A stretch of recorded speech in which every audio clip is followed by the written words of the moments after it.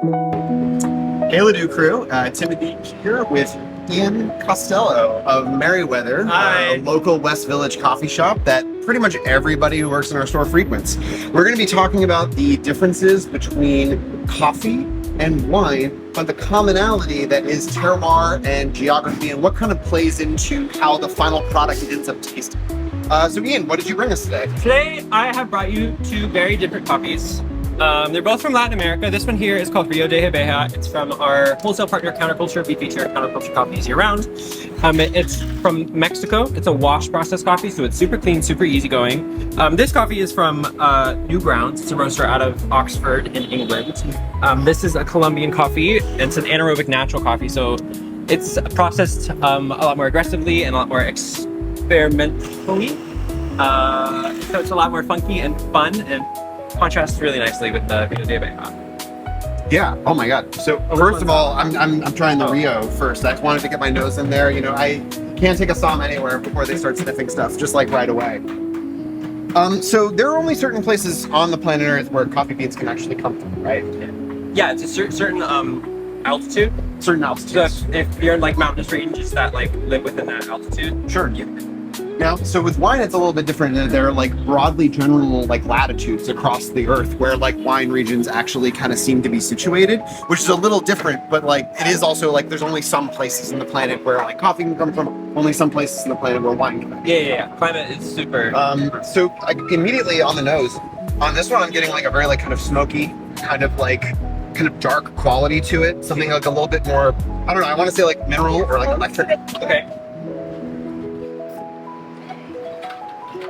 This is very like traditional like wash coffee to me. So I'm getting a nice like coffee forward profile, but I'm also getting some nice like low acidity, easygoing fruits, like dried fruits, like kind of like maybe like a dried plum or like a dried cranberry in there. Yeah, there is definitely like a raisiny kind of quality to it. There's also like just a hint of like a bitter chocolate, not like a like really rich like round. Sometimes you get those coffees that are like really like luscious and like viscous. This one is like a little bit more like ooh, that tiny bit of like bitter chocolate. That's really nice. And that chocolate note oftentimes is found in a lot of Latin American coffee because of the terroir where it's grown. So a lot of Latin American coffee will find cacao and dark chocolate notes, and that differs from like somewhere like Ethiopia where you can grow the same exact coffee and you find like all kinds of cool. When you talk about terroir, are there certain components like at a geological like chemical level that like play into what coffee is grown in? Yes. Oftentimes the terroir, we don't necessarily talk about terroir as much as you do in wine because of like the steps that precede or follow the harvesting of the coffee.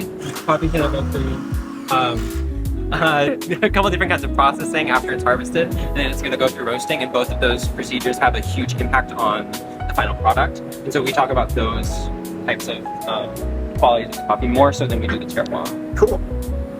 Yeah, well, I mean, I really like this. Now, one of the things that, you know, we talk about, as you mentioned, in Wine with Terroir, is that there are kind of like three broad stroke types that often show up. For us, it's like sedimentary soils, like you find in the Willamette Valley. This is the Kelly Fox Pinot Noir.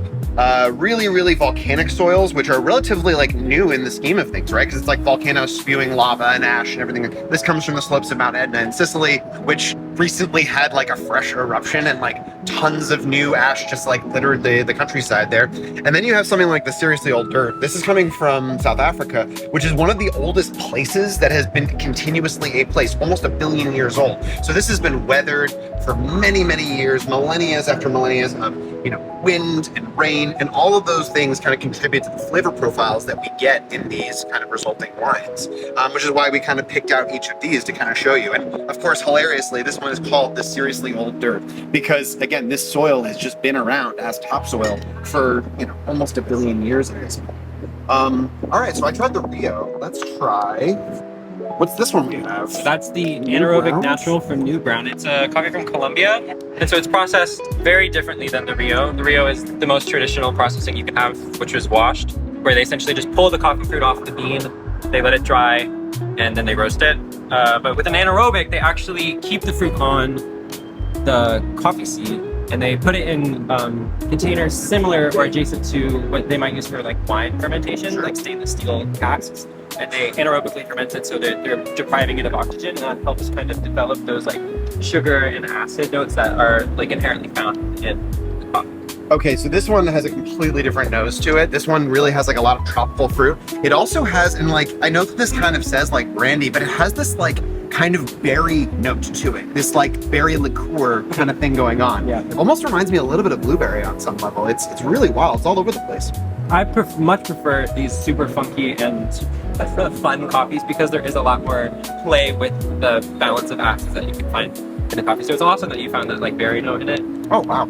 The texture too is super different. The first one was like very linear, kind of very like almost drier, if you will. And this one has like kind of a sweetness to it, a ripeness, a roundness in the palate. There's like a slightly higher viscosity. How much does, you know, where these come from kind of play out to that final viscosity, or is it really like the production side of things? It's production side of things, and it's also brewing. And so a lot of, like at Merriweather, we spend a lot of time, like we call it dialing, and we spend time figuring out the proper recipes for each bean to get sort of those qualities that you talked about that are enjoyable. So like there's a nice viscosity, like a body to it.